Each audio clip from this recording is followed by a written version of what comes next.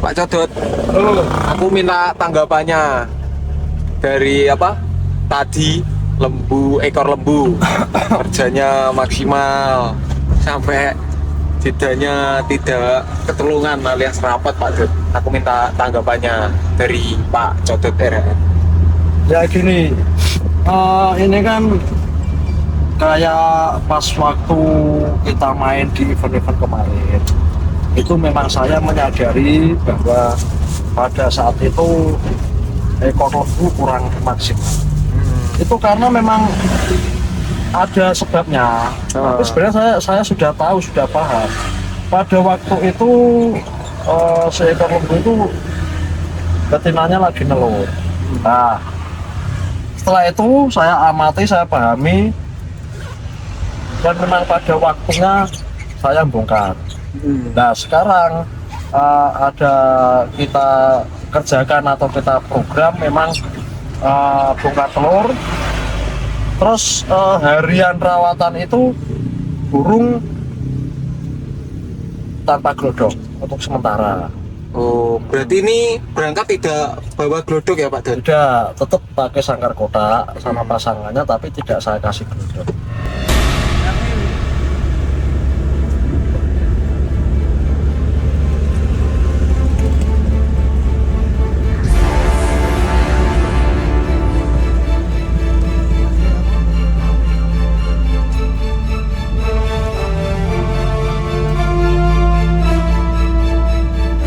Ya, ini sebuah program atau eksperimen sebenarnya, karena sebelum-sebelumnya kita nggak pernah. Paling kita kan kemarin-kemarin ada program umbar, nah tapi kan posisi burung itu memang lagi mau nelur. Nah, ini kemarin saya coba di gantangan pribadi atau gantangan kandang, terus kita latih dulu di dekat-dekat Salatiga sana, di Latbran, kerjanya bagus. Nah, terus ini sebenarnya nggak ada, kita mau ke sini itu sebenarnya Tidak direncana. nah, tidak ada rencana, cuma memang lihat brosur itu sesuai dengan yang saya inginkan. Jadi kelas itu adanya ya cuma lobet umum, lobet vektor, bahkan ada selingan ocean lain. Kan ini sejenis atau setara dengan kolosal juga, karena kan di barometer Alugoro di kota Blora ini kan aku tadi lihat itu lapangannya bagus, terus di area kompleks tentara ya, TNI ya, Alugoro itu ya, apa itulah terserah. Dari segi kita main atau lomba itu nyaman kita, jadi nyaman, kita menikmati. Jadi kita main, kita datang itu saya menikmati. Terus terang aja, burungnya ekor lembu tadi bagus banget kerjanya, di luar ekspektasi saya. Nggak kayak yang kemarin maksimal dari awal, tengah, akhir, terus dari durasi pun tambah, dari segi power show-nya pun, cara kerjanya, cara bunyinya dia tuh bener-bener kelima.